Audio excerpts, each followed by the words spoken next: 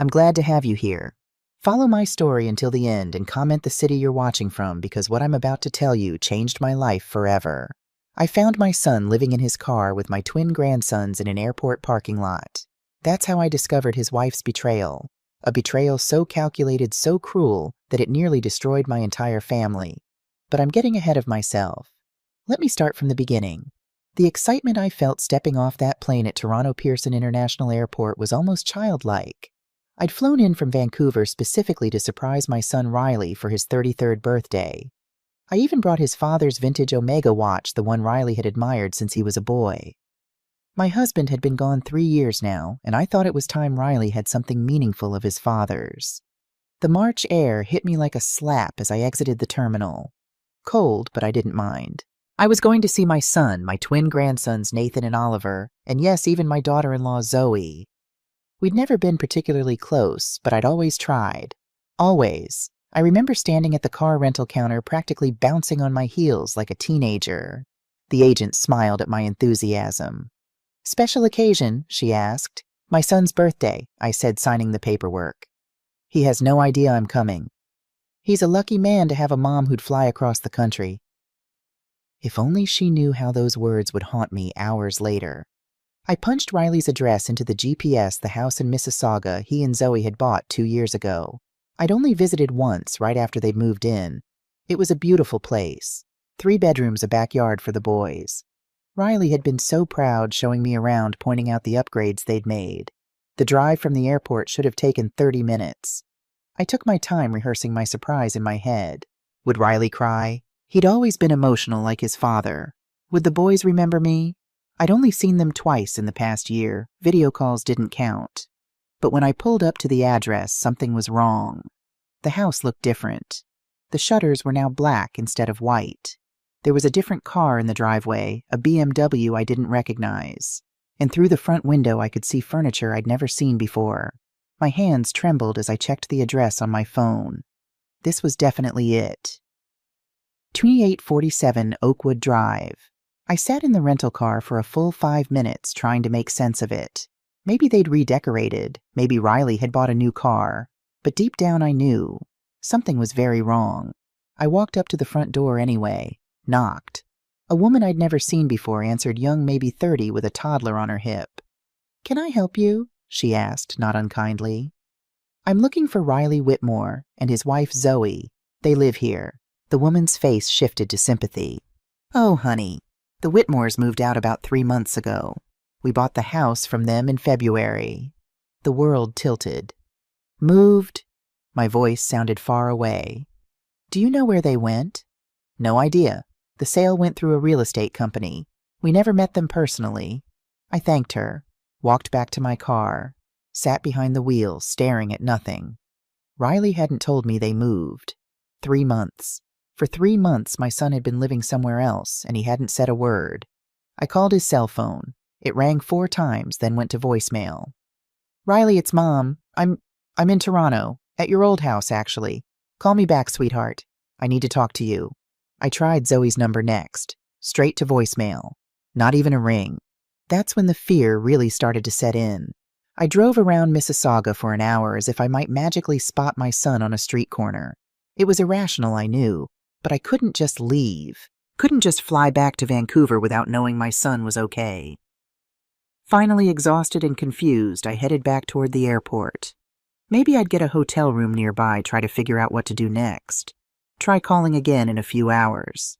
The long-term parking lot at Pearson is massive. Rows and rows of vehicles left by travelers. I wasn't really paying attention as I drove past it, my mind spinning with worst-case scenarios. Had something happened to Riley? Was he sick? In trouble? Then I saw it. A silver Honda Civic.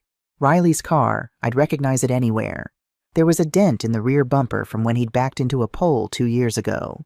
He'd sent me a picture joking about his terrible parking skills. The windows were fogged with condensation, and inside I could see movement. My heart stopped. Actually stopped. I pulled the rental car over so fast the tires screeched. Jumped out. Ran across 3 rows of parked cars. The closer I got, the more details I could see. Blankets piled in the back seat. Fast food bags on the floor. Children's toys scattered across the dashboard. I knocked on the window. Hard. The blankets stirred. A face appeared, bleary, confused, exhausted. Riley, my son, my baby, looking at me through that car window with an expression I'd never seen on his face before. Pure, devastating shame. He opened the door slowly, carefully, trying not to wake whoever was sleeping next to him. But it was too late. Two small figures sat up, rubbing their eyes. Nathan and Oliver, 5 years old, sleeping in the back of a car in an airport parking lot. In March. "Grandma," Nathan's voice was small, confused. "What are you doing here?" I couldn't speak, literally couldn't form words. I was staring at my grandsons, my beautiful, innocent grandsons, wrapped in what looked like every blanket they owned, their little faces pale in the dim morning light. Riley stepped out of the car. He'd lost weight. His clothes were wrinkled like he'd slept in them for days, which I realized with horror he probably had. "Mom," he said. His voice cracked. How did you... What the hell is going on?" I found my voice, though it came out strangled. "Riley, why are you living in your car? Where's the house? Where's Zoe? Why are my grandsons sleeping in a parking lot in the middle of winter?" The boys were fully awake now, looking between us with worried eyes. Riley glanced at them, then back at me. "It's complicated." "Complicated?" I wanted to scream, but I kept my voice low for the boys' sake. "You're homeless, Riley. You're living in your car with 2 5-year-olds. Nothing about this is complicated. It's a disaster." Oliver started to cry. Quiet, hitching sobs that broke my heart into pieces. I immediately knelt down to their level. Hey, it's okay, sweetie. Grandma's here. Everything's going to be okay." Nathan, always the braver one, threw his arms around my neck. "We're on an adventure, Grandma. Daddy said we're camping." Oh, God. I looked up at Riley. He couldn't meet my eyes. "Boys," I said, keeping my voice gentle, "how about you and I go get some breakfast? I bet there's a really good pancake place inside the airport. Would you like that?" Both boys nodded eagerly. "Grandma makes the best pancake choices," Nathan announced to Oliver, as if this was a skill I was particularly known for. "Your dad and I need to talk grown-up stuff for a few minutes. Boring things. But then we'll all have pancakes together, okay?" I helped them out of the car, grabbed their little backpacks, and walked them toward the terminal. Riley followed behind us like a ghost. Tim Hortons. That's where we ended up. The boys attacked their pancakes like they hadn't eaten in days. Maybe they hadn't not properly anyway. Riley and I sat at a separate table where we could see them, but they couldn't hear us.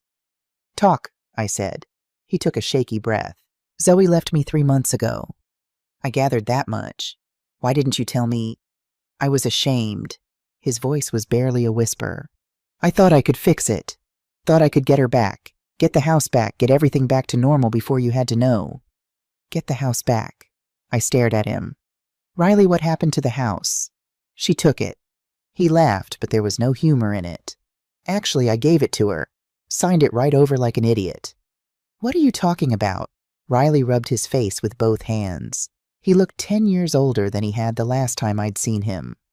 "About 18 months ago, Zoe said we needed to restructure ownership for tax purposes. Something about how if the house was in her name only, we could save money on property taxes. She showed me paperwork from an accountant. Said it was standard practice for couples where one person ran a business. My blood ran cold. "You signed the house over to her." "I trusted her mom. She's my wife. Was my wife. I don't even know anymore." He paused. "Then one day last December I came home from work and the locks were changed. There was a restraining order taped to the door. I felt like I'd been punched." "A restraining order on what grounds?" "She claimed I was mentally unstable, dangerous, said I'd been threatening her, sending her scary text messages, acting erratic at work." His hands were shaking. "None of it was true, Mom. I swear to God none of it was true." "I know that, sweetheart. I know." I reached across the table and grabbed his hand. "But the courts believed her. She had evidence, or at least her lawyer said she did. Text messages I supposedly sent. Emails. She even had witnesses, her friends, her parents, all saying they'd seen me act crazy, seen me lose my temper, seen me be controlling." "That's insane. You've never been violent a day in your life." "I know, but she painted this picture, Mom. This whole elaborate story about how I was this unstable husband who needed help. And the judge, The judge believed her. I was trying to process this, trying to understand. What about your business Bright Path Solutions? Riley's face crumbled. That's when I knew it was going to be even worse than I thought. Gone, he whispered. All of it. The $150,000 you invested. Everything. No. How? I managed. Zoe was our CFO. She managed all the finances. He pulled out his phone, showed me bank statements. Look at this. I looked. Transaction after transaction. Money being transferred out of the business account. She did this over 16 months, Riley explained. Small amounts at first. 500 here, 1,000 there. I barely noticed because business was good. We were making money. I thought we were saving it, reinvesting it, growing the company. But she was stealing it. Transferring it to her father's account, Douglas Whitmore. She labeled them as business loans, but there was never any loan agreement. No terms, no paperwork, just gone. And the day before she filed for the restraining order, she transferred out the last of it. The big amounts, everything we'd built. I felt sick, physically sick. How much total? Riley couldn't look at me. $330,000. I closed my eyes. My retirement money, Riley's business, years of work, gone. And the boys? My voice was steady, but inside I was screaming. What about Nathan and Oliver? Custody hearing was 2 weeks ago. Riley's voice broke. I lost Mom. I lost my sons. I only get to see them twice a week, and even that has to be supervised, at her parents' house, with her mother watching every move I make, writing down every word I say. On what grounds? The judge said I needed to prove stable housing and employment first. But how can I prove stable housing when she took all my money? I've been working barely. Part-time at my old company Tech Venture. They let me do contract work, but I'm making maybe 1/3 of what I used to make. How long have you been living in the car? 6 weeks. Before that, I stayed with my friend Tom for a month and a half, but his wife was pregnant. They needed the space. I couldn't impose anymore. Jesus, Riley. I shower at the gym, do laundry at the laundromat. The boys think we're on a camping adventure. I tell them stories at night about how we're explorers discovering new territory. His face twisted. I'm lying to my own children about why we're homeless. I wanted to cry, wanted to rage, wanted to drive straight to Zoe's house and no. That wouldn't help. I needed to think, needed to be smart. Where do you have these supervised visits? At the Whitmore's house, their mansion in Oakville, Douglas and Patricia Whitmore, Zoe's parents. I knew those names, vaguely remembered Riley mentioning them. He's in real estate, right? Big developer, Whitmore Developments. They have money, Mom, serious money, and they have lawyers, good lawyers. I can't fight them. I tried. I got a legal aid attorney who barely looked at my case. We had one hearing and I lost everything. What did the supervised visits look like? Riley's laugh was bitter. Humiliating. Patricia sits in the corner with a notebook writing down everything. If I raise my voice even slightly, even if it's because the boys are excited and we're playing, she writes, "Father appeared agitated." If Nathan runs to hug me, she writes, "Physical contact seemed forced." She's building a case that I'm unfit, and I can't do anything about it. I sat back, my mind racing. This was worse than I'd imagined. So much worse. But then Riley said something that changed everything. I found something, he said quietly. In my spam folder. An email from 18 months ago. What kind of email? From Zoe's personal account to a family lawyer, asking about divorce procedures, custody laws, how to protect assets during a separation. He looked at me with hollow eyes. She planned this, Mom. Planned it for a year and a half. Every step. The house transfer, the financial moves, building her case against me. She knew exactly what she was doing. That was the moment I made my decision. Pack up your car, I said. What? Pack up your car. You and the boys are coming with me. Mom, I can't. You can and you will. I'm getting a hotel room, a suite. You and Nathan and Oliver will stay with me while we figure this out. I don't have money for... Did I ask you for money? My voice came out sharper than I intended. You're my son, Riley. Those are my grandsons. And I'll be damned if I let you spend another night in a parking lot. For the first time since I'd knocked on that car window, I saw something other than shame in Riley's eyes. Hope. The suite at the Sheraton Gateway cost me $400 a night. I didn't care. I would have paid $4,000. Nathan and Oliver were in heaven. They ran from room to room, marveling at the big beds, the fancy bathroom, the view of the airplanes taking off and landing. "Can we take a bath, Grandma?" Oliver asked, his eyes wide. "A real bath." "Of course, sweetie, with bubbles if you want." "We haven't had a bath in forever," Nathan announced matter-of-factly. "Just sink baths. Daddy calls them adventure washes." Riley looked like he wanted to disappear into the floor. I ran the bath, poured in the entire bottle of complimentary bubble bath, and let the boys play until their fingers were wrinkled. Riley sat on the edge of the tub watching them with this expression of wonder and grief mixed together. After they were clean in fresh pajamas I'd made Riley grab from the car, I tucked them into the king bed in the second bedroom. "Tell us a story, Grandma," Nathan requested. So I did. I told them about the time their daddy was their age and decided to build a rocket ship out of cardboard boxes. How he'd worked on it for weeks, convinced he could fly to the moon. How the neighbor's cat had gotten inside and torn it to pieces, and Riley had cried for hours. "But you know what?" I said, stroking Nathan's hair. "He built another one, a better one. Because your daddy never gives up. He's the bravest person I know." Riley was standing in the doorway, and I saw tears streaming down his face. Both boys were asleep within minutes. Actually asleep in a real bed with real pillows in a warm room. Not curled up in a freezing car pretending it was camping. I poured myself a glass of wine from the minibar. Riley declined, said he didn't drink anymore. Couldn't afford it, and needed to stay sharp. "Tell me about Zoe's family," I said. "Everything you know." Riley sat at the desk while I took the armchair. The city lights of Toronto glowed through the window. Douglas Whitmore started Whitmore Developments in the 90s. Built it from nothing into this empire. Shopping centers, apartment complexes, office buildings. He's worth, I don't know, tens of millions probably. And Patricia, old money. Her family owned land in Oakville going back generations. When she married Douglas, it was like the merger of two dynasties. Riley's voice was flat emotionless. "They've never liked me. From day one.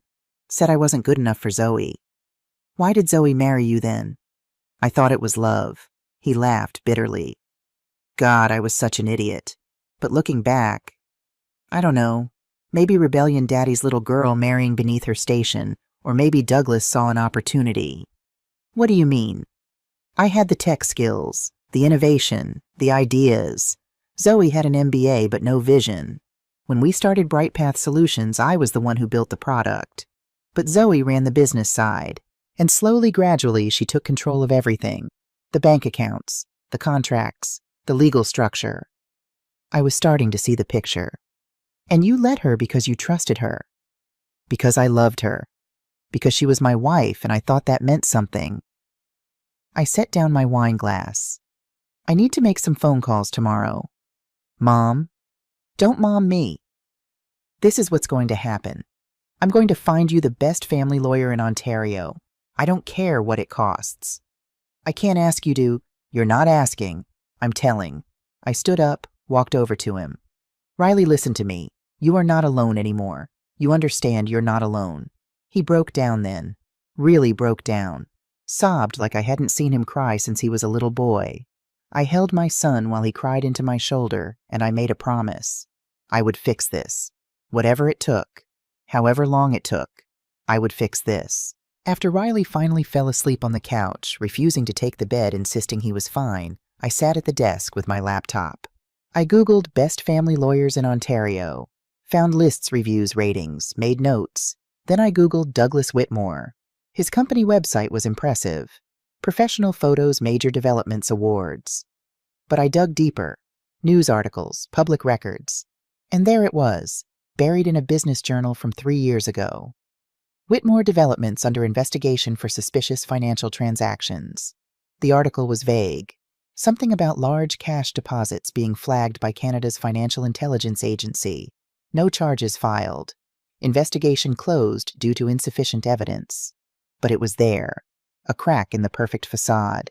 I kept digging. Found more. A lawsuit from 2020. A former business partner claiming fraud. Case settled out of court. Record sealed. Douglas Whitmore wasn't clean. He was just good at hiding it. I pulled out my phone. It was late, but I didn't care. Called my old friend Paul Richardson in Vancouver. He'd been my lawyer for 30 years, helped me with everything from my will to my divorce after my husband died. Margaret, his voice was groggy. It's past midnight. I know, I'm sorry, but I need your help, Paul. I need the name of the absolute best family lawyer in Toronto, someone who can take on a high-conflict custody case with major financial components. I heard rustling like he was sitting up. What's going on? I told him everything. When I finished, there was a long silence. Jesus, Margaret, I'm so sorry. I don't need sorry, Paul. I need a name. Rebecca Hart, he said immediately. She's a shark. Specializes in exactly this kind of case custody disputes involving financial abuse, parental alienation, manipulation. She's expensive as hell, but she's worth every penny. How expensive? $450 an hour. Retainers probably $25,000. I didn't hesitate. Get me her number. Margaret, think about this. I have thought about it. My son is living in his car with my grandchildren. His wife stole over $300,000, including my retirement investment. She's manipulated the court system to separate him from his sons. I'm not thinking anymore, Paul. I'm acting. Okay, he said. Okay, I'll text you her contact information first thing in the morning. Margaret. Yeah. Good luck, and if you need anything at all, you call me. I hung up and stared at my laptop screen, at Douglas Whitmore's smiling photo on his company website. You have no idea what's coming, I whispered to the screen. I must have dozed off because I woke to small hands shaking my shoulder. Grandma, are you awake? I opened my eyes. Oliver was standing next to my chair, his stuffed bear clutched to his chest. I am now, sweetie. What's wrong? I had a bad dream. I pulled him onto my lap. He was so small, so light. Want to tell me about it? I dreamed we had to go back to the car, and it was cold, and Mommy was there, but she wouldn't let Daddy in. She said he had to stay outside. My heart broke. Oh, honey, that's not going to happen. I promise you. You're not sleeping in the car anymore. Really? Really, you're going to stay with Grandma for a while. Is that okay? He nodded against my chest. I like it here. It's warm. It is, isn't it? Grandma, Is Daddy sick? Mommy said he was sick. That's why we can't live with him. I had to choose my words carefully. Your daddy is not sick, Oliver. He's actually one of the healthiest people I know. Sometimes grown-ups have disagreements. That's all. But why can't we all live together, like before? How do you explain betrayal to a 5-year-old? How do you tell a child that sometimes the people we trust most are the ones who hurt us deepest? Sometimes things change, I said gently. But the one thing that will never ever change is how much your daddy loves you, and how much I love you. Okay? Okay, he yawned. Can I sleep here with you? Of course. I carried him to my bed, tucked him in next to me. He was asleep in seconds, his little hand curled around my finger. I lay there in the dark, listening to Riley's quiet breathing from the couch, Oliver's soft snores beside me. Thought about Nathan sleeping soundly in the other room for the first time in weeks. This was my family, broken, battered, barely holding together, but still mine, and I would die before I let anyone hurt them again. Morning came too early. Nathan bounded into my room at 7, followed shortly by a much more subdued Riley. I'm hungry, Grandma. Can we have breakfast? We went to the hotel restaurant. I watched the boys demolish plates of scrambled eggs, bacon, and French toast while Riley picked at a piece of toast. You need to eat, I told him. I'm not hungry.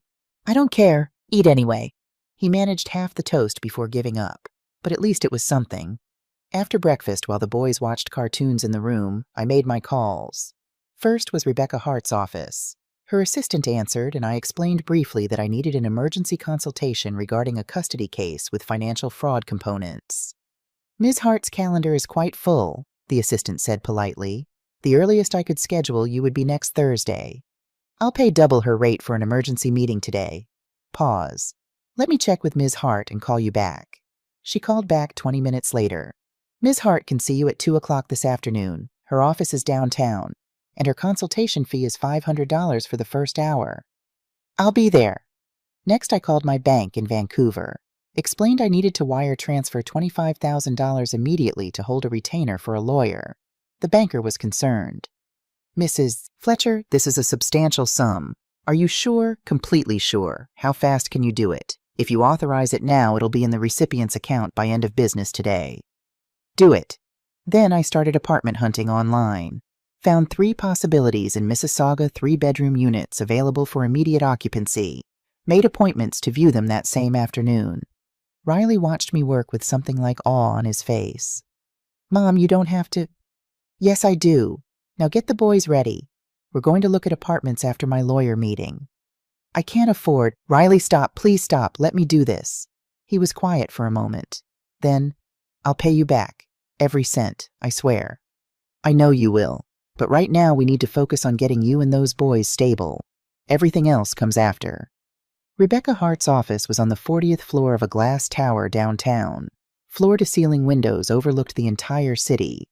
CN Tower visible in the distance. She was exactly what I expected. Mid-40s, sharp suit, sharper eyes. She shook my hand with a grip that told me she wasn't someone who backed down. Mrs. Fletcher, tell me everything. Don't leave out details you think are insignificant. So I did. Told her about finding Riley in the parking lot. About the stolen money. The false allegations.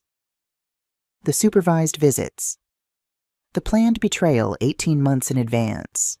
Rebecca took notes on a legal pad, her expression never changing. When I finished, she set down her pen.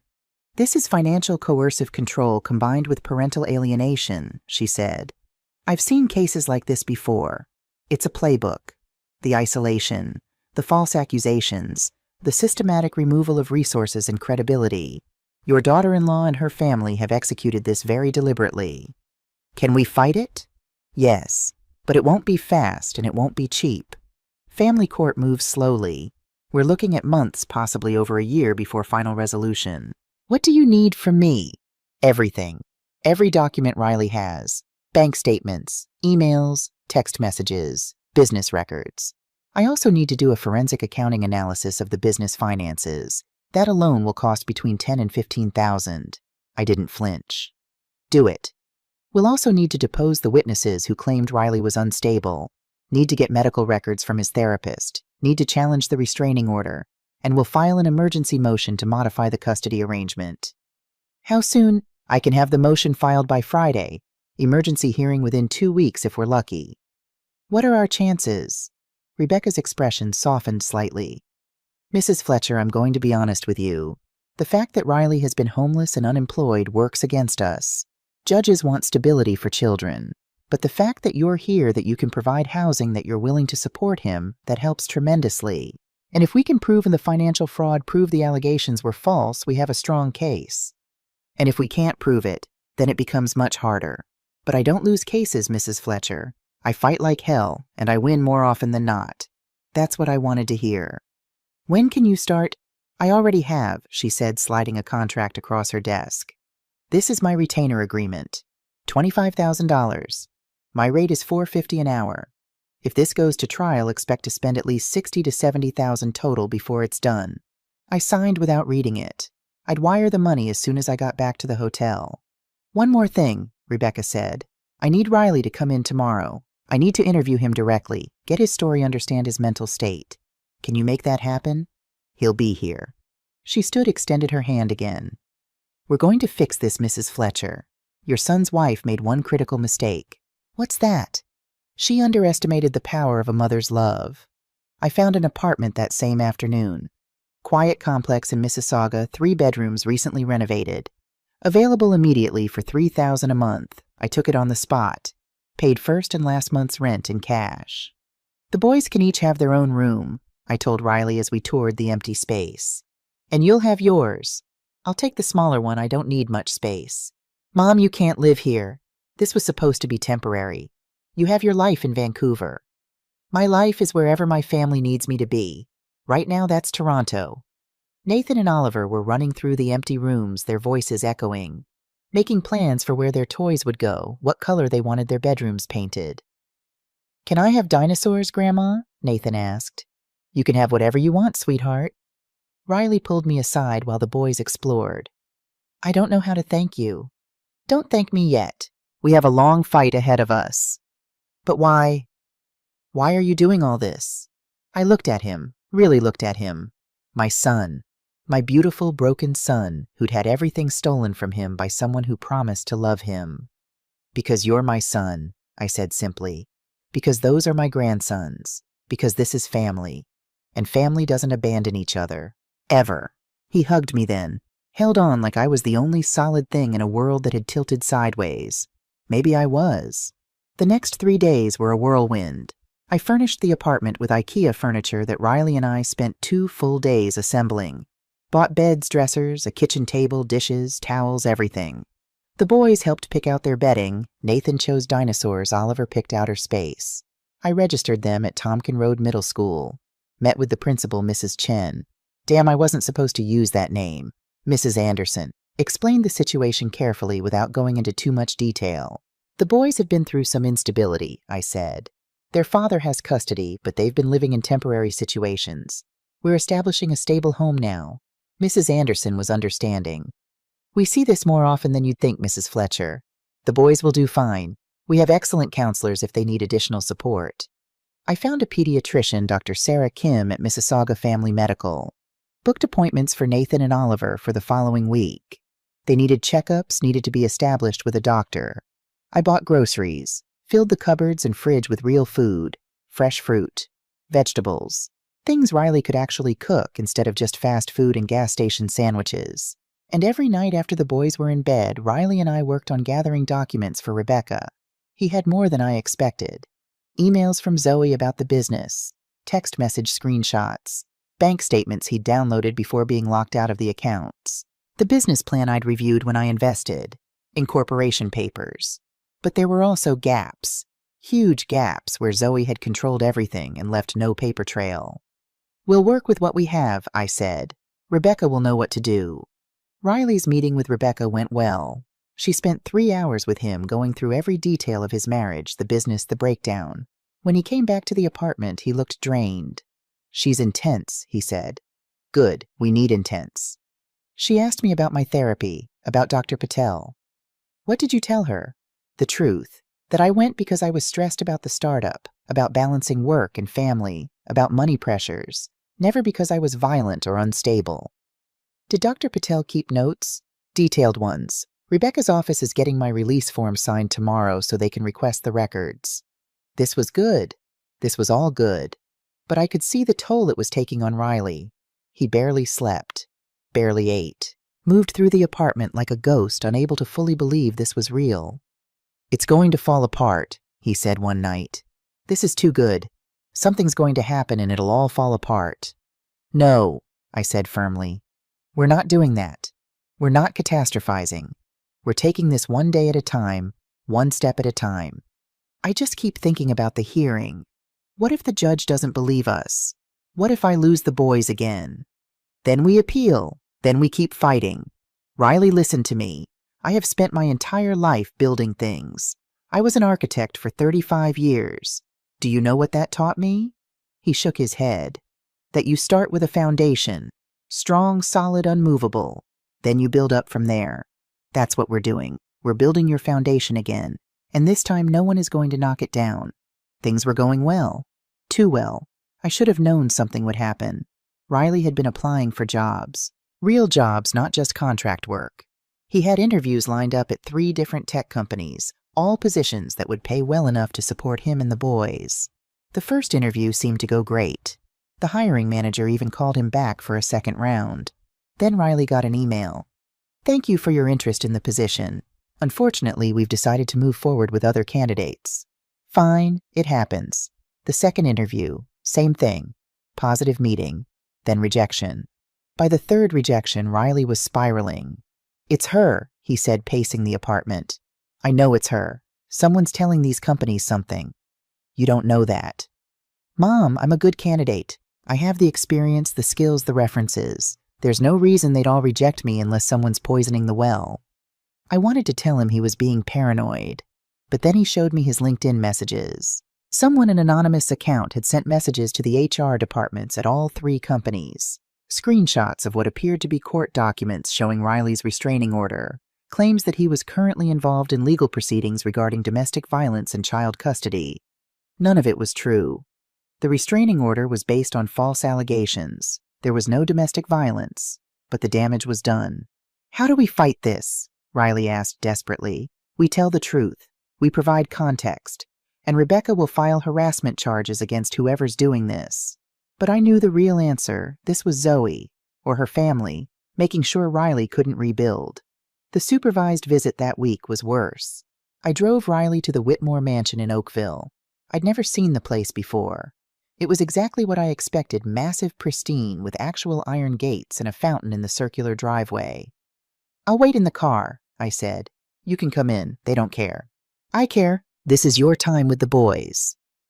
But 2 hours later, when Riley came back out, his hands were shaking. What happened, Patricia?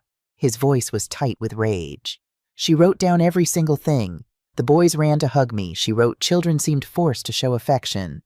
Nathan told me about school. She wrote, father asked inappropriate questions about daily activities. I played blocks with them. She wrote, father appeared distracted and agitated. That's ridiculous. I know it's ridiculous, but that's what she's doing. Building a file, creating evidence that I'm unfit. He slammed his hand against the dashboard. And I can't do anything about it. If I object, I look controlling. If I ask questions, I look suspicious. I'm trapped. I hated seeing him like this. Hated watching him be systematically destroyed by people who were supposed to be family. We record the next visit, I said. What, yo? You heard me? We record it. Audio at minimum. Rebecca can advise on the legality, but if we can prove Patricia is lying in her notes, it'll help our case. Riley looked at me with something like admiration. You're scary when you're determined you know that... Good. Zoe's family should be scared. But the worst was yet to come. Nathan's school called 3 days later. There'd been an incident. Nathan had punched another kid. I drove to the school immediately, my heart pounding. This was exactly the kind of thing that could be used against us. Evidence that the boys were struggling, that Riley couldn't provide stability. Principal Anderson met me in her office along with Nathan and the other child, a boy named Connor. What happened? I asked. Connor spoke up first. I told Nathan his dad was bad. My mom said so. I felt my blood pressure spike. And what did Nathan do? He punched me in the stomach. Nathan was crying, silent tears streaming down his face. I'm sorry, Grandma, but he said Daddy was bad. And Daddy's not bad. He's the best daddy. Oh, sweetheart. Connor, I said gently, your mom doesn't know Nathan's daddy. She was wrong to say that. And Nathan, honey, I know you were defending your dad, but hitting isn't okay. I know, Nathan sobbed, but I was so mad. Principal Anderson was kind but firm. Nathan will need to be suspended for 2 days. School policy on physical violence. I understand. However, she looked at Connor. Connor, you need to understand that making hurtful comments about someone's family is also not acceptable. I'll be calling your mother to discuss this as well. After Connor left, Principal Anderson pulled me aside. Mrs. Fletcher, I see this a lot. Children acting out because of trauma or stress at home. Nathan is clearly struggling with his family situation. Have you considered therapy? We're looking into it, I said, and I was. Rebecca had already recommended a child psychologist. I took Nathan home. Riley was devastated when I told him. This is my fault, he said. If I could just give them stability. This is not your fault. This is the fault of people spreading lies about you. I knelt down to Nathan's level.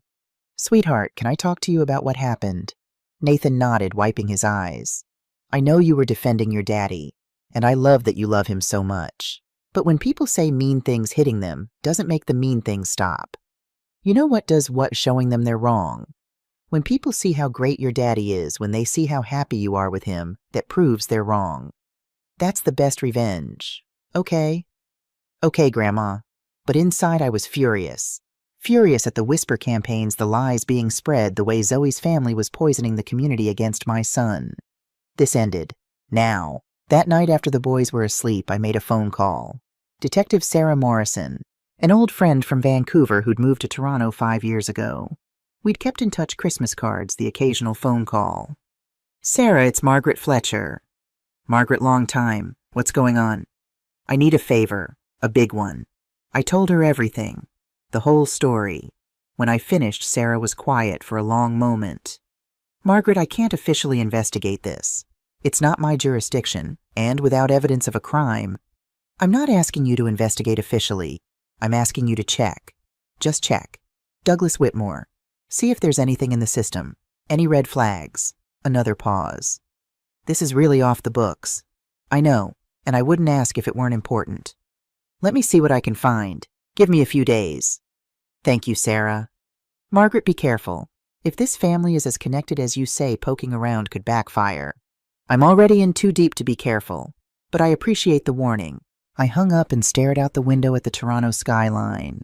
Somewhere out there, Zoe was sleeping peacefully in her parents' mansion, confident she'd won, that Riley would stay broken, that she'd keep the boys, that the money would stay hidden. She had no idea what was coming, because I wasn't just a mother fighting for her son anymore. I was a woman who'd spent 3 decades building impossible structures out of blueprints and determination, and I was about to build the strongest case this family had ever seen. Sarah called back 3 days later. Margaret, we need to talk in person. My stomach dropped. What did you find? Not over the phone. Can you meet me for coffee? There's a place near your apartment, the Daily Grind on Dundas. I was there in 20 minutes. Sarah looked older than I remembered. More gray in her hair, deeper lines around her eyes. But her handshake was still firm, her gaze still sharp. Douglas Whitmore has been investigated twice, she said, sliding a folder across the table. Once in 2019, once in 2021. Both times by FinTrack, that's Canada's Financial Transactions and Reports Analysis Center. For what? Large suspicious cash deposits. Amounts that triggered automatic reporting requirements. Both times, the investigation was closed due to insufficient evidence. I opened the folder. Bank records heavily redacted. Transaction reports. Pages of numbers I barely understood. What does this mean? It means Douglas Whitmore moves money in ways that raise red flags. It doesn't prove he's committing crimes, but it suggests he's not entirely clean.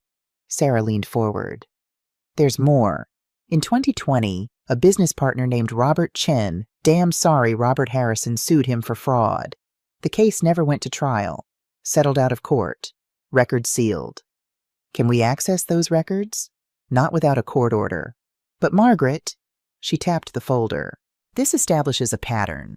Your daughter-in-law's father has a history of questionable financial dealings.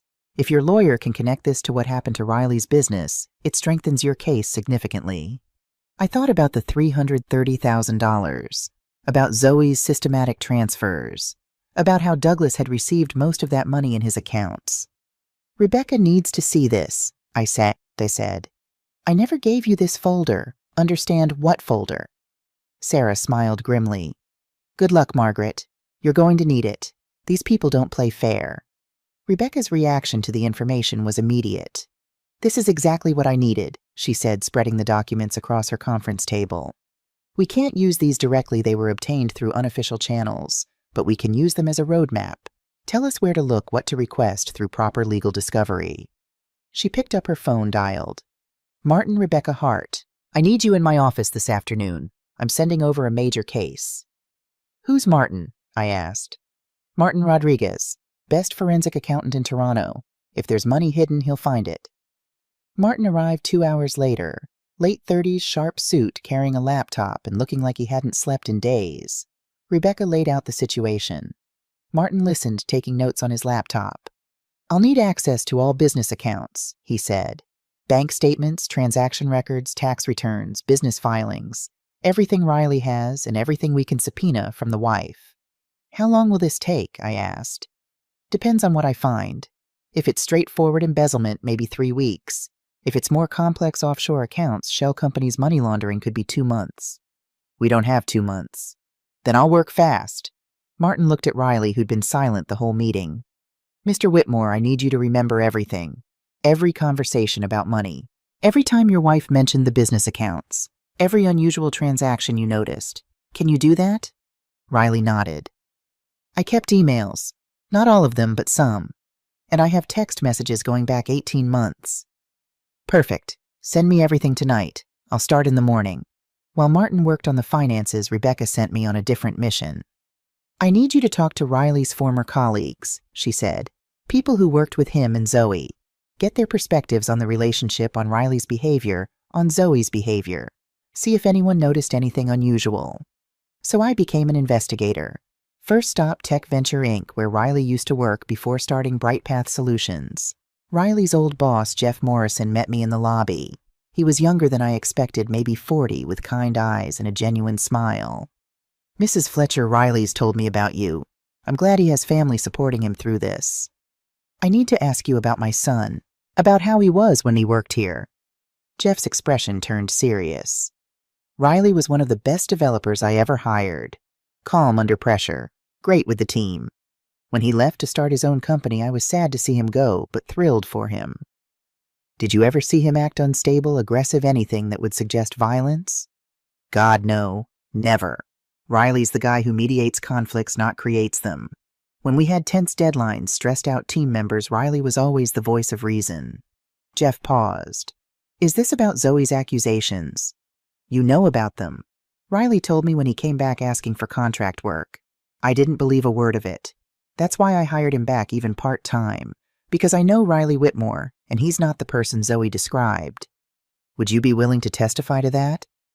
"Absolutely. Whatever you need."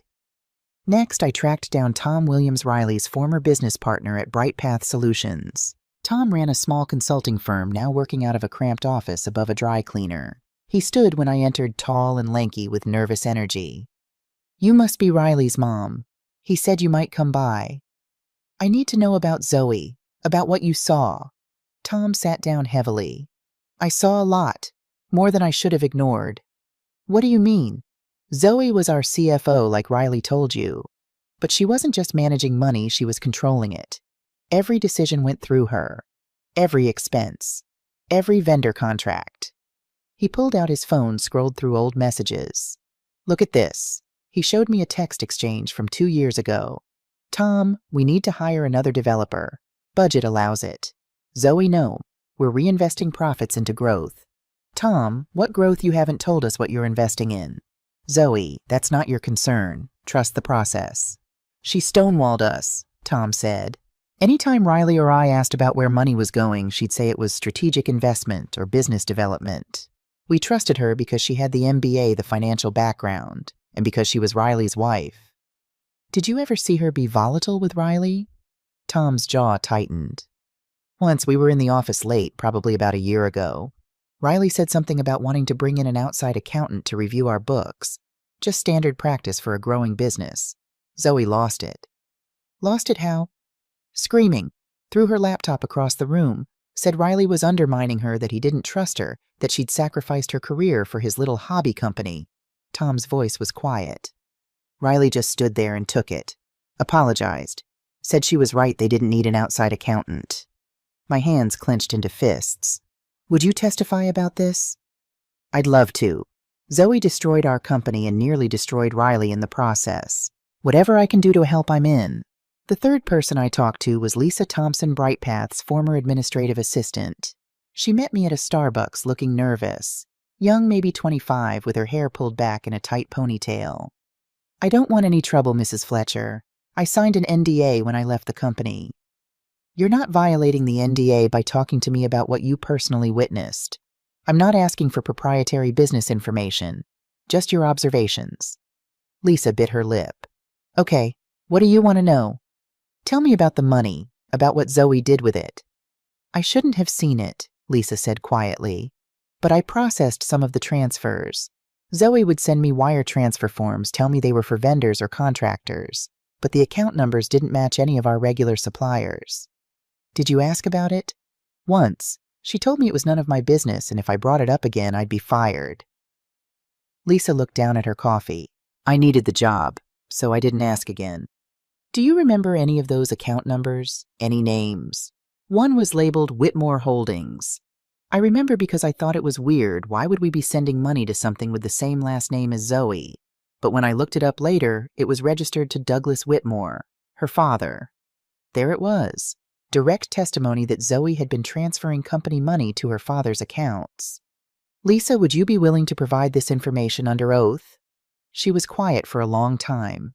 "Then, if you subpoena me, I have to answer truthfully, right?" "That's right."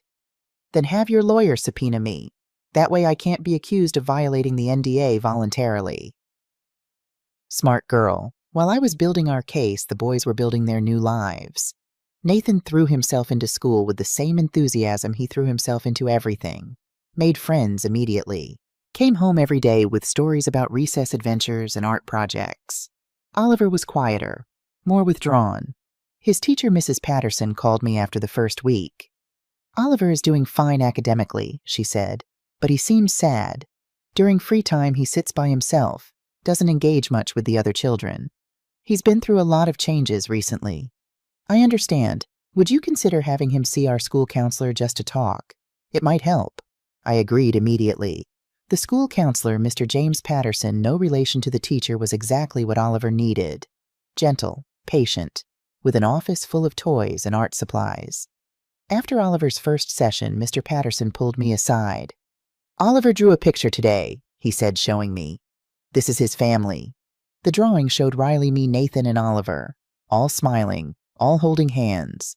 In the corner, separated by what looked like a wall, was a figure labeled Mommy. She had tears coming down her face. "What does this tell you?" I asked. "That Oliver feels torn. He loves his mother, but he also feels safer where he is now. That conflict is hard for a 5-year-old to process. What can I do? Keep doing what you're doing. Provide stability. Don't badmouth his mother, let him have his feelings about her without judgment. And be patient. Kids are resilient. Given time and safety, they heal." But stability was harder than it looked. Nathan had nightmares. Would wake up screaming that we were back in the car, that it was cold, that Daddy was gone. Riley would rush to his room, hold him until the shaking stopped. "It's okay, buddy. We're safe. We're home. This is real." Promise? I promise. Oliver was different. He didn't have nightmares. Instead, he became obsessed with locks. Every night before bed, he'd check that the apartment door was locked. Then check again. Then ask me to check. "What if someone comes and takes us away?" he'd ask. "No one is going to take you away, sweetheart." "But Mommy took us away from Daddy before."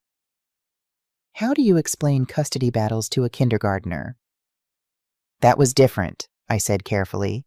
"Right now, you're with your daddy and Grandma, and we're going to make sure you stay safe. Can we get extra locks like the kind on hotel doors?" I bought extra locks the next day, installed them myself, let Oliver test them, make sure they worked. It seemed to help. Dr. Patterson, the child psychologist, Rebecca, had recommended both boys once a week. After their third session, she asked to speak with Riley and me together. "The boys are processing trauma," she said gently. "The instability of the past few months, the separation from their mother, the loss of their home. It's a lot for young children." "Are they going to be okay?" Riley's voice cracked. "Yes, children are remarkably resilient, but they need consistency, routine, and they need to feel safe expressing their emotions without fear of punishment or judgment." "We're trying," I said, "but it's hard. I don't always know the right thing to say. There often isn't a right thing. The important thing is being present, listening, letting them know that whatever they feel is valid." Dr. Patterson looked at Riley. "How are you doing, Dad?" Riley stopped, started again. "I'm barely holding it together. That's honest, and it's okay to struggle. But the boys can sense your stress. When you're overwhelmed, they become overwhelmed. You might consider therapy for yourself, too." "I don't have time." "You don't have time not to," Dr. Patterson interrupted gently. "Taking care of yourself isn't selfish. It's necessary. You can't pour from an empty cup." Riley agreed to try. Started seeing a therapist twice a week. The difference was subtle but real. He slept a little better, ate a little more, started to look less like a ghost haunting our apartment. Meanwhile, I established routines. Every morning, breakfast together. Real breakfast eggs, toast fruit. Not grabbed on the run. After school, snacks at the kitchen table while the boys told me about their day. Evenings, homework. Dinner. Bath time. Stories. Bed by 8:30. Weekends, parks. Libraries. Museums. Normal family activities. And slowly, gradually, I watched my grandsons come back to life. Nathan's laugh returned. That big, joyful belly laugh that had been missing for months. Oliver started drawing again. Not just sad pictures of separated families, but dinosaurs and spaceships and elaborate fantasy worlds. One Saturday, we went to the Toronto Zoo. It was cold but sunny. The boys ran from exhibit to exhibit, delighted by everything. "Grandma, look, polar bears. Can we see the penguins next? Daddy, take a picture of me with the lion." Riley took approximately 300 photos. His first real smile in months stretched across his face. On the drive home, both boys fell asleep in the back seat. Riley looked at them in the rearview mirror, then at me. "Thank you," he whispered. "For what?" "For giving them their childhood back." 4 weeks after Martin started his investigation, he called Rebecca. "I need everyone in my office. Tomorrow morning. I found something big." We gathered in a conference room at Martin's firm, Amy, Riley, Rebecca, and Rebecca's associate, a sharp young woman named Jennifer Park. Martin had 3 computer monitors set up, all displaying different spreadsheets and charts. "I've traced every dollar that moved through BrightPath Solutions accounts for the past 24 months, he began. "And what I found is systematic, deliberate embezzlement." He clicked to the first screen. "Here's the initial investment from Mrs. Fletcher. $150,000 transferred January 15th, 2 years ago. Goes into the business operating account. All legitimate." Next screen. Here's where it gets interesting. Starting 6 months later, we see regular transfers out of the operating account. Small amounts at first. The screen showed dozens of highlighted transactions. $500, $800, $1,000. These are labeled as consulting fees, marketing expenses, software licenses, normal business expenses, except... Martin clicked again. None of these vendors exist. The consulting company registered to a P.O. box in the Cayman Islands. The marketing firm, Shell Company. The software licenses purchased from a company owned by Douglas Whitmore. Riley's face had gone white. "It gets worse," Martin continued. "Over 16 months, Zoe transferred a total of $330,000 out of the business. That includes your initial investment, Mrs. Fletcher, plus business revenue." He showed us a chart. A red line showing money flowing out month by month, accelerating over time. "Where did it go?" Rebecca asked. 60% to an account registered to Whitmore Holdings, that's Douglas Whitmore's investment company. The rest to an offshore account in Zoe's name. Martin pulled up bank statements. But here's what's really damning. The transfers to Douglas's account are labeled business loan. But look at this. He showed us a document. "I subpoenaed Douglas Whitmore's company records. There's no loan agreement, no terms, no interest rate, no repayment schedule. Nothing that would indicate this was a legitimate business transaction." "So it's fraud," I said. "Textbook embezzlement," Martin confirmed. "But there's more." He pulled up another screen. This one showed Douglas's account activity. 3 days after receiving the final transfer from BrightPath Solutions, that's the big one, the $50,000 payment, Douglas transferred $90,000 to an account in the Cayman Islands. An account registered to something called Whitmore Family Trust. "Let me guess," Rebecca said. "There's no such trust." "Oh, there is. But it's not a legitimate family trust. It's a shell entity designed to hide assets offshore. And guess who the beneficiaries are?" "Douglas and Zoe," Riley said hollowly. "Exactly. This isn't just about stealing from your business, Mr. Whitmore. This is organized financial crime. Douglas Whitmore has been using his daughter's marriage to you as a vehicle for fraud and money laundering." The room was silent. Rebecca spoke first. "Martin, this is incredible work. Can you testify to all of this?" "I can and I will. I have documentation for every transaction, every shell company, every suspicious transfer. This is airtight." "Then we're not just fighting a custody battle anymore," Rebecca said. "We're talking criminal charges, fraud, embezzlement, potentially money laundering." She turned to me and Riley. "This changes everything. The Crown Attorney's Office will want to see this. The Canada Revenue Agency will want to see this. Douglas Whitmore is looking at serious jail time." Riley finally spoke. "What about Zoe?" "She was the one making the transfers. She's culpable too. Whether she was acting on her own or following her father's instructions, she committed crimes." "And the boys?" Riley's voice shook. "What happens to Nathan and Oliver if their mother goes to prison?" Rebecca's expression softened. "That actually strengthens your custody case significantly. The court won't award custody to someone facing criminal charges." We should have known she'd fight back. 2 days after Martin presented his findings, Zoe's lawyer Trevor Harding filed an emergency motion. Rebecca called me at 7 in the morning. "They're claiming Riley kidnapped the boys." "What emergency motion filed last night?" Claims Riley has been denying Zoe access to the children that they've been living with a stranger without proper notification to the court that Riley is violating the custody order. That's insane. Riley's been taking the boys to every supervised visit. I know, but they're asking the court to suspend all of Riley's parenting time immediately and launch an investigation into your background. My blood ran cold. When's the hearing? Friday, 3 days from now. But the legal maneuvering was just the beginning. That afternoon, Riley's phone started blowing up. Screenshots from Facebook, Instagram, Twitter. Zoe had posted in a private Facebook group called Mississauga Moms, except it wasn't that private. Over 3,000 members. The post showed a photo of Nathan and Oliver from 2 years ago, smiling in their Halloween costumes. My beautiful boys have been taken from me by my abusive ex-husband. He's hiding them with an elderly woman in an undisclosed location. If anyone sees these children, please contact me immediately.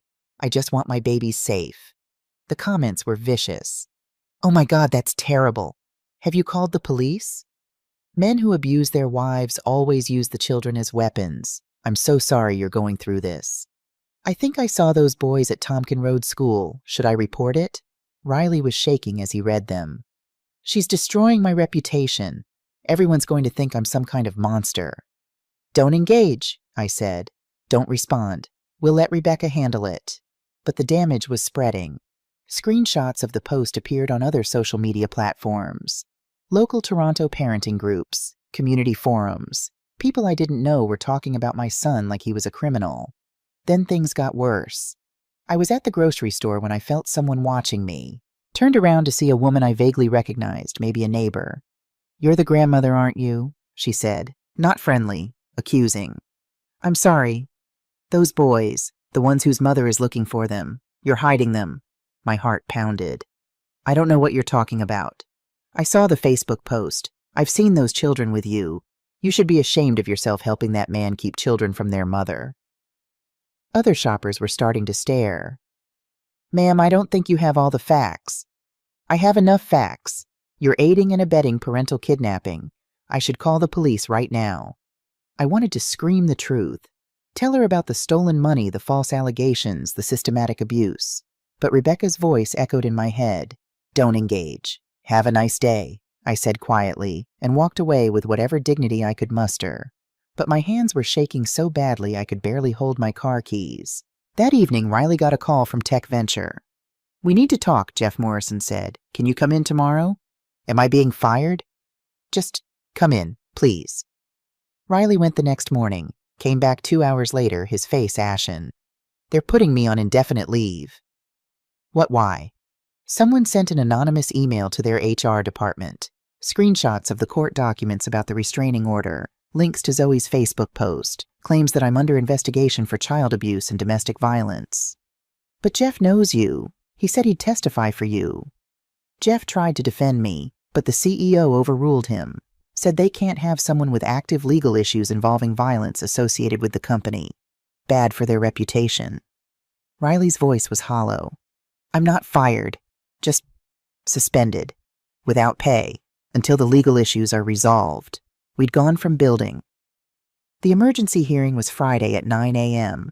I dressed carefully, conservative suit, minimal jewelry. I wanted to look respectable, stable, trustworthy. Riley wore the one good suit he owned, looking like he might throw up. The courtroom was smaller than I expected. Justice Michael Thompson presiding, a stern-looking man in his 50s. Trevor Harding presented Zoe's case first. Your Honor, my client has been denied access to her children for over a month. The children are living with Mr. Whitmore's mother in an apartment we weren't notified about. My client has no way to verify the children's safety or well-being. Your Honor, Rebecca stood. That's completely false. Mr. Whitmore has attended every supervised visit as scheduled. We have documentation. She handed papers to the clerk. These are sign-in sheets from the Whitmore residence showing Mr. Whitmore arrived on time for every visit, Rebecca continued. As for the living arrangements, we filed a change of address notification with the court 3 weeks ago. Here's the file-stamped copy. Mrs. Whitmore's lawyer received it. Trevor looked uncomfortable. Your Honor, while technically notice may have been given, either notice was given or it wasn't Mr. Harding. Which is it, notice was given, but then that part of your motion is moot. Small victory. But then the judge turned to Rebecca. However, Ms. Hart, I am concerned about the children living with someone who hasn't been background checked by the court. Your Honor, Mrs. Fletcher is the children's biological grandmother. She has no criminal record. We're happy to provide a background check. Rebecca handed over more papers. In fact, we anticipated this concern. Here's Mrs. Fletcher's background check completed last week. Completely clean. The judge reviewed it, looked at me for the first time. Mrs. Fletcher, stand, please. I stood, my knees shaking. Why are you involved in this case? Because those are my grandsons, Your Honor, and my son needed help. Are you aware of the serious allegations against your son? I am, Your Honor, and I believe they're false. That's not for you to determine. No, Your Honor, but I know my son. I've known him for 33 years, and I know he would never hurt those children. The judge was quiet for a moment. Then, where are the children now? In school, Your Honor, Rebecca said. Nathan and Oliver are enrolled at Tompkin Road Middle School. They've been attending regularly. We have attendance records, teacher evaluations showing they're adjusting well. More papers exchanged. The judge read through them, then asked the question that changed everything. Mrs. Whitmore. He looked directly at Zoe, who sat next to Trevor. Did you know where your children were for the past month? Zoe looked startled. No, Your Honor. Their father hid them from me. That's interesting, because according to court records, your ex-husband provided this address in his response to your original custody filing. That was 3 weeks ago. Did your lawyer not inform you? Trevor and Zoe exchanged glances. I may not have been told, Zoe stammered. So either your lawyer failed to communicate with you, or you did know where they were and chose to file this emergency motion anyway. Which is it? Silence. Your Honor, Trevor said quickly, there may have been a miscommunication that resulted in an emergency motion and allegations of kidnapping. The judge's voice was cold. Mr. Harding, I don't appreciate my time being wasted. He looked down at his notes, then made his ruling. Mr. Whitmore's current arrangement with the children will continue. The children will remain in his care and the care of his mother. Supervised visits at the Whitmore residence will also continue as scheduled. Zoe's face crumbled. However, the judge continued, I am ordering both parties to refrain from posting about this case on social media. Any violations will be considered contempt of court. Is that understood? Both lawyers nodded.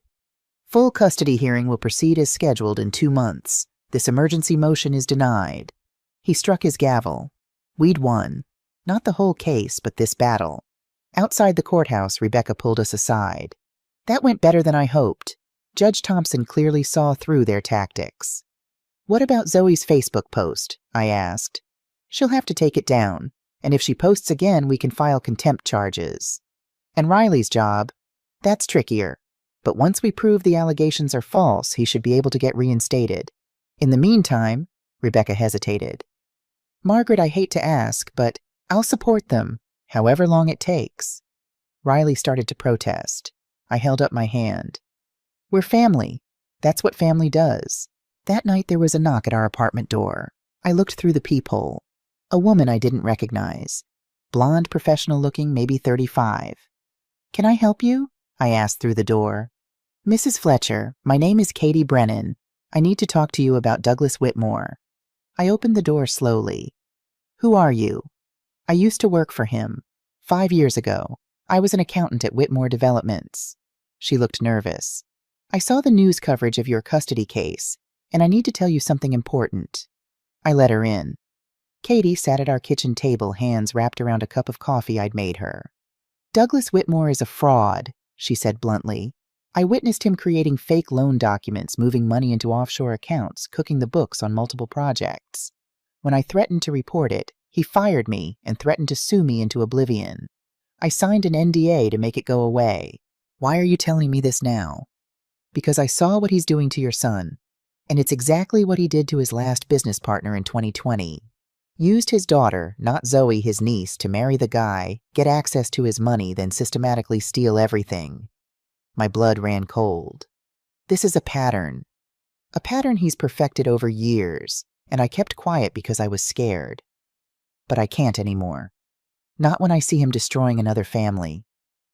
Would you testify about this? If you subpoena me, the NDA becomes void. I'd have to testify truthfully. And I have documents, copies of everything I saw. I kept them as insurance. She pulled a flash drive from her purse. "This is 5 years of proof that Douglas Whitmore is a con artist. Use it." After Katie left, I immediately called Rebecca. "We need to meet," I said. "Tonight. I have something that changes everything." Rebecca's advice was simple. Record everything. Ontario law allowed one-party consent for audio recordings in semi-public spaces, and the Whitmore mansion had signs posted at the entrance. Premises under audio and video surveillance for security purposes. They'd hung those signs to protect themselves. Now those signs would protect us. Riley started recording every supervised visit on his phone. The first recording was heartbreaking to listen to. Nathan's voice excited. "Daddy, we made volcanoes at school with baking soda." Riley: "That's so cool, buddy. Did yours erupt?" Nathan: "Yeah, it went everywhere and Mrs. Anderson said it was the best one." Patricia Whitmore's voice cold. Nathan indoor voice: "You're being too loud." Nathan quieter: "Sorry, Grandma Patricia." Riley: "It's okay to be excited, Nathan. Tell me more about your volcano." 15 minutes later, Patricia's voice again: "I think the boys are getting tired. Maybe it's time to wrap up."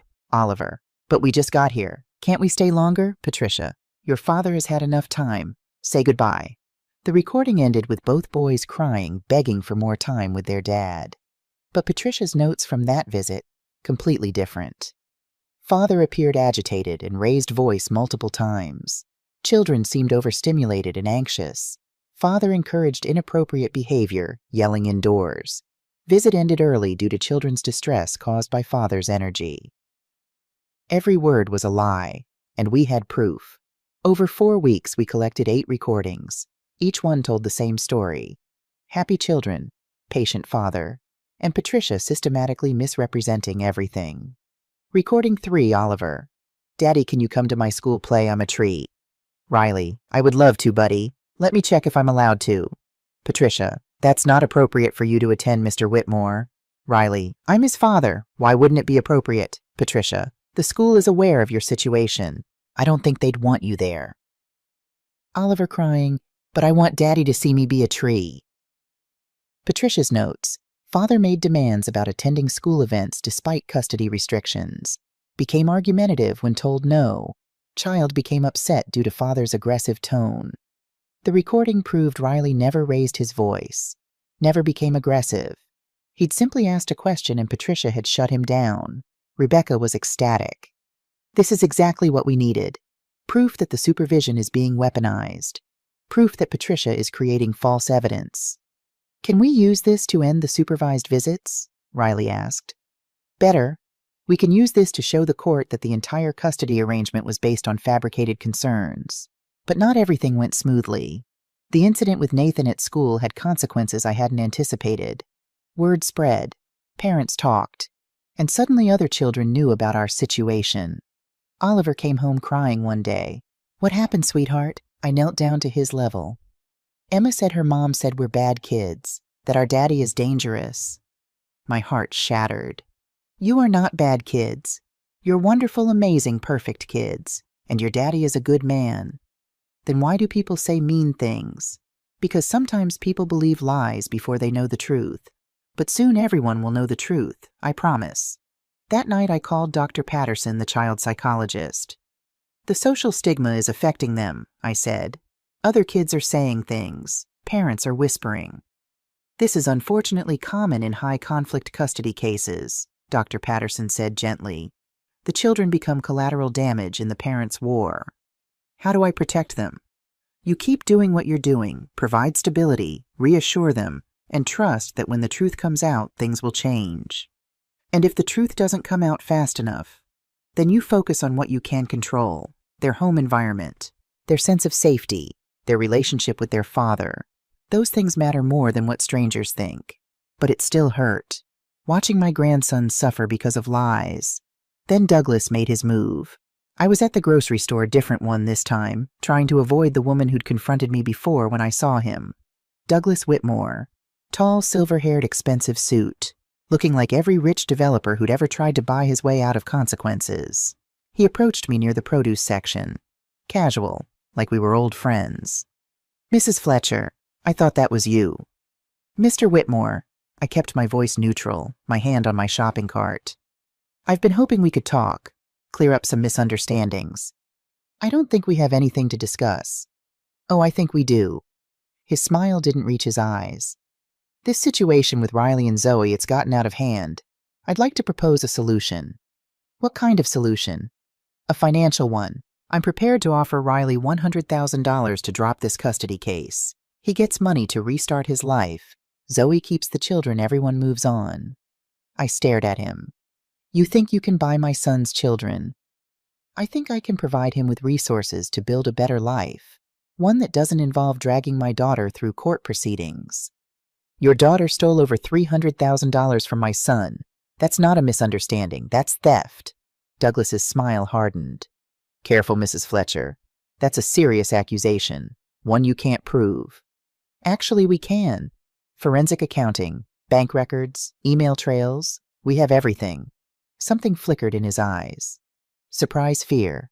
Then you're making a mistake, he said quietly. My family has been in Toronto for generations. We have friends, connections, resources you can't imagine. You're nobody here, Mrs. Fletcher. An old woman from Vancouver who doesn't understand how things work. Is that a threat? It's advice. Take the money. Convince Riley to drop this. Go back to Vancouver. Because if you continue down this path, he leaned closer. Accidents happen, especially to people who don't know when to back down. My blood turned to ice, but I didn't show fear. I met his eyes. Mr. Whitmore, I've spent my entire life building things. I was an architect for 35 years. I built structures that could withstand earthquakes, hurricanes, fires. Do you really think I can't withstand you? You're protecting a son who's already lost. You just don't know it yet. We'll see. He walked away. I stood there shaking my phone in my pocket, recording every word. Because I'd learned from Riley. I recorded everything now.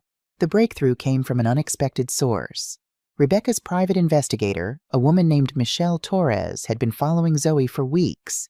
Not stalking, just observing, documenting her routines. Michelle called Rebecca one afternoon. Zoe left a diary at a nail salon. Staff found it and turned it in to Lost and Found.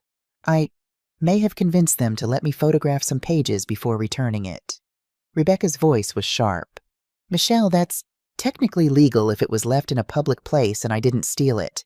I just documented it before it was returned. The diary entries were devastating.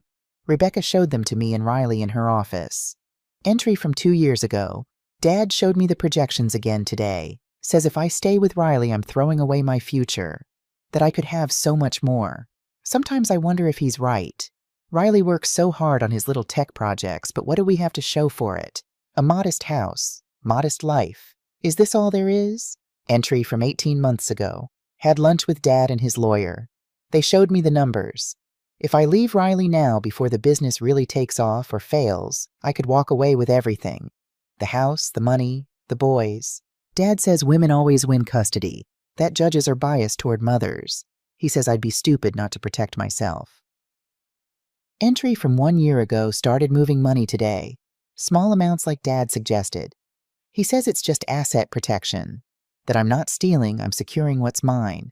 But it feels wrong. Riley trusts me completely. He has no idea. Is this really necessary? Entry from 6 months ago. The lawyer wants me to claim abuse. I told Dad I can't do that. Riley's never hurt me. Dad says it doesn't matter. Says the system is set up to believe women. That I just need to be convincing. He showed me how to fake text messages. How to get friends to corroborate stories. I feel sick about it. But he says it's the only way to protect the boys from Riley's instability. But Riley isn't unstable.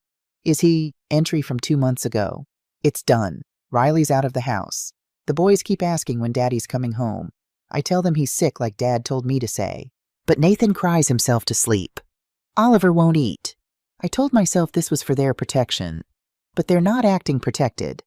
They're acting traumatized. Entry from last month. Saw Riley at the supervised visit yesterday. He looked terrible, thin, exhausted, like a ghost. Mom said he's living in his car. I told myself I don't care that he brought this on himself. But I can't stop thinking about it. This wasn't supposed to happen. The plan was just to get the money and move on. Not destroy him completely. Dad says I'm being weak, that Riley deserves what he got for holding me back. But I can't sleep anymore. Riley's hands shook as he read. She knew, he whispered. The whole time she knew she was lying. She was manipulated by her father, Rebecca said gently. That doesn't excuse what she did, but it provides context. Context, she stole my money, my kids, my life. She fabricated abuse allegations. And for what? Because her father told her to. Riley, I started. No. He stood pacing. I loved her. I trusted her completely, and she threw it all away because Douglas Whitmore convinced her she deserved better than me. I let him rage. He needed it. Needed to purge the poison of betrayal. When he finally collapsed back into his chair, exhausted, Rebecca spoke. These diary entries won't be admissible in court. They were obtained through questionable means. But they tell us something important. What? Riley's voice was hollow. Zoe has a conscience. She's struggling with guilt, and people who feel guilty make mistakes under pressure. Rebecca leaned forward. When we depose her, she's going to crack. I can feel it. The depositions began 2 weeks before trial. First up, Melissa Carter, Zoe's friend who'd claimed to witness Riley's erratic behavior. Rebecca was surgical. Ms. Carter, you stated in your affidavit that you personally witnessed Mr. Whitmore acting erratically at a party in June of last year. Is that correct? Yes. Describe what you saw. Melissa hesitated. He was yelling, acting aggressive. People were uncomfortable. Who was he yelling at? I don't remember specifically. Was it his wife? Maybe. Probably. You don't remember if he was yelling at his wife at a party, but you remember clearly that he was aggressive. It was a year ago. Details are fuzzy. Rebecca pulled out a calendar. The party you're referring to was at the Harrington Summer Barbecue. I think so. According to social media posts, that party was July 15th. Your affidavit says June. Which is it? It may be July. I'm not sure. Miss Carter, did you actually witness this incident, or did someone tell you about it? Long pause. Zoe told me about it. So you didn't witness it personally? No. But Zoe was very upset. She wouldn't lie about something like that. Wouldn't she? Rebecca slid the diary photocopies across the table. These are entries from Zoe's personal diary where she admits to fabricating evidence. Does that change your opinion on whether she'd lie? Melissa's face went white. Trevor Harding objected, but the damage was done. Next, Jonathan Hayes, the neighbor who'd claimed to see Riley threatening Zoe through a window. Mr. Hayes, you stated you saw Mr. Whitmore acting in a threatening manner toward his wife. What did you see exactly? I saw him through their living room window. He looked angry, was gesturing aggressively. Did you hear what he was saying? No, I was across the street. So you saw gestures but heard nothing. Right.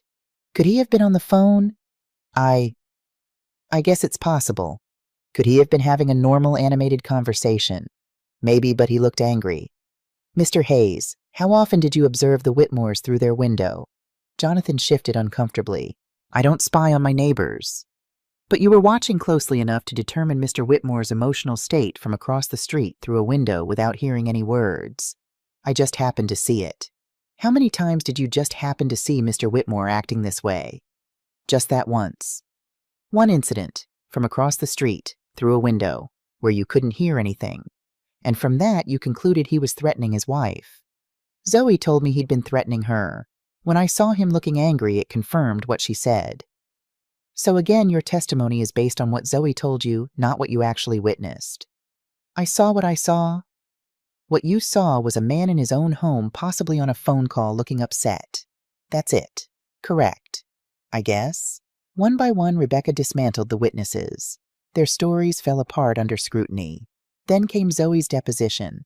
She arrived in designer clothes, perfect makeup, looking composed. But I could see the cracks. Dark circles under her eyes. Hands that wouldn't stop fidgeting. Rebecca started gently, almost conversational. Mrs. Whitmore, when did you first consider divorcing your husband? About 6 months before I filed. Are you sure? Because we have emails suggesting you consulted a divorce attorney 18 months before filing. Zoe's composure slipped. I was just exploring options. For 18 months. Marriage was difficult. I wanted to know my rights. When did you first transfer money out of BrightPath Solutions' business account? I don't recall the exact date. Rebecca slid bank statements across the table.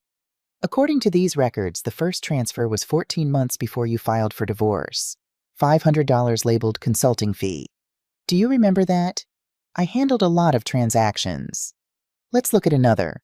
$2,000. Marketing expense. Can you tell me which marketing firm received this payment? I'd have to check my records. The account belonged to your father, Mrs. Whitmore. That's not a marketing firm.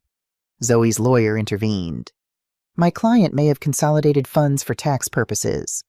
Tax purposes. Rebecca's voice sharpened. You transferred $330,000 to your father's account in offshore accounts. That's not tax planning. That's embezzlement.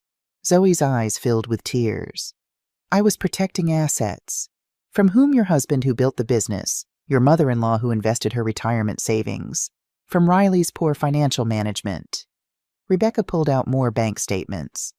These show Riley's personal spending was modest. Rent, groceries, utilities.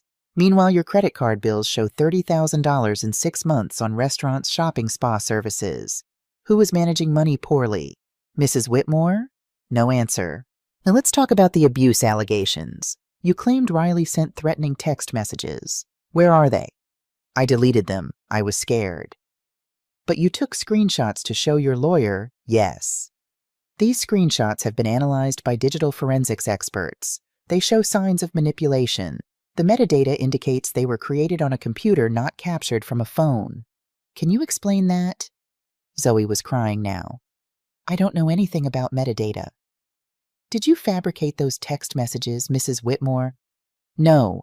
I mean, my phone was acting weird. Maybe they got corrupted or something. Or maybe they were never real. Silence. Rebecca's voice gentled, almost sympathetic. Mrs. Whitmore, who put you up to this? Was it your father? Zoe's face crumbled. For a moment I thought she'd confess everything, but Trevor Harding called for a break. When they came back, Zoe was composed again. Coached. She stuck to her story despite the contradictions. But Rebecca smiled when it was over. She's going to break on the stand, she told us. When it's not just a deposition, but a courtroom full of people she won't hold up. The custody hearing was scheduled for 3 days in July, 1 year after I'd found Riley in that parking lot. The courtroom was packed. Media in the back rows. Douglas and Patricia Whitmore sitting stone-faced behind Zoe. Riley beside me, his hand in mine. Justice Margaret Holloway presiding. A woman in her 60s with silver hair and sharp eyes that missed nothing.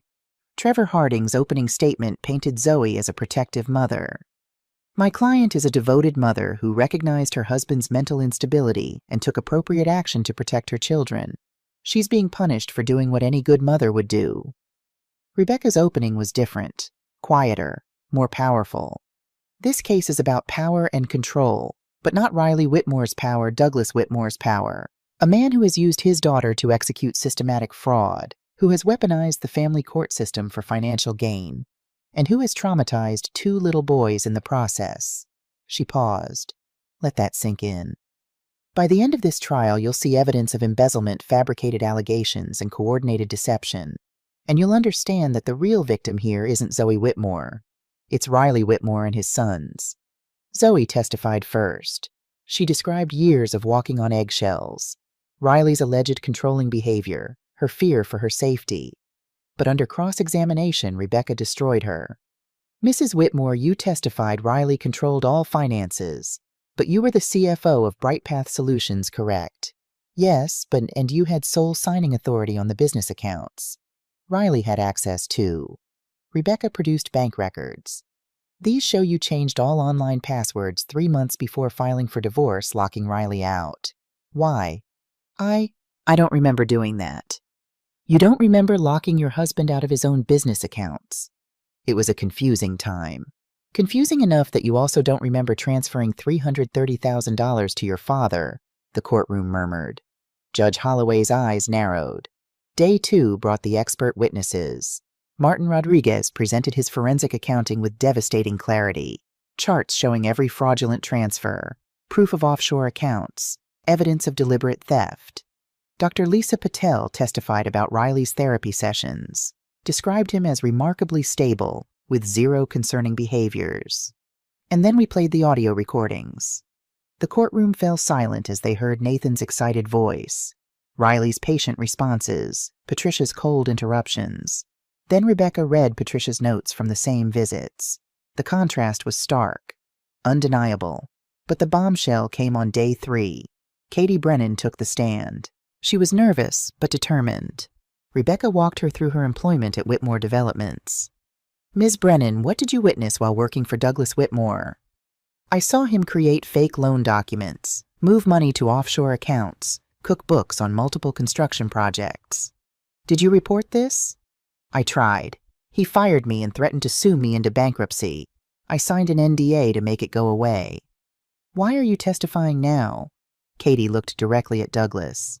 Because I saw what he's doing to Riley Whitmore, and it's exactly what he did before. In 2020, he used his niece, his brother's daughter, to marry a business partner. She got access to the man's finances, then systematically drained them. Douglas got most of the money. The marriage ended in divorce. The man lost everything. The courtroom erupted. Douglas stood up, shouting, "She's lying! This is Mr. Whitmore." Judge Holloway's voice cracked like a whip. "Sit down or you'll be removed." Bailiffs moved toward Douglas. He sat glaring. Katie continued. When I objected, Douglas told me, "If you want to steal, make it look like a divorce. Judges always assume the woman is the victim." Rebecca let that hang in the air. "Do you have proof of this pattern?" Katie pulled out a flash drive. 5 years of documents, emails, bank records, everything. Closing arguments were brief. Trevor tried to salvage Zoe's case. Even if financial errors occurred, these children need their mother. Rebecca's closing was surgical. Your Honor, this isn't about financial errors. This is about deliberate coordinated fraud, about a father teaching his daughter that theft and lies are acceptable if you can get away with it, about 2 little boys used as pawns. She paused. The question isn't whether Zoe Whitmore loves her children. I believe she does. The question is whether she should have custody of them when she's demonstrated such profound moral failure. Judge Holloway took less than an hour to decide. I've presided over family court for 17 years. This is one of the most disturbing cases I've encountered. She looked at Zoe. Mrs. Whitmore, your allegations against your ex-husband are not only unsubstantiated, they're fabricated. The financial transactions constitute fraud. The supervised visits were weaponized. Then to Riley.